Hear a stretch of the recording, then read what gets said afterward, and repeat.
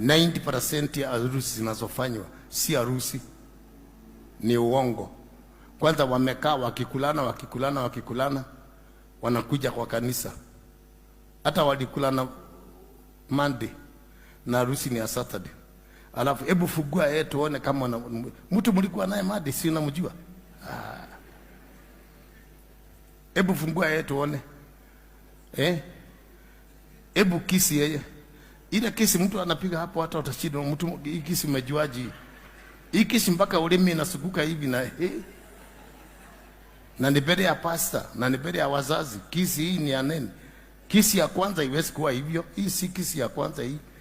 Hii ni makoni man. Ulikuwa unakuja kufanya nini? Siku kuwaona na kuona watoto wangu. Alafu ukiwaona?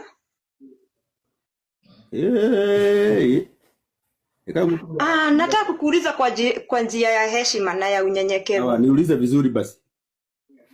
Mara ya mwisho kulala kwangu ilikuwa lini? Hiyo naweza kosa kukumbuka.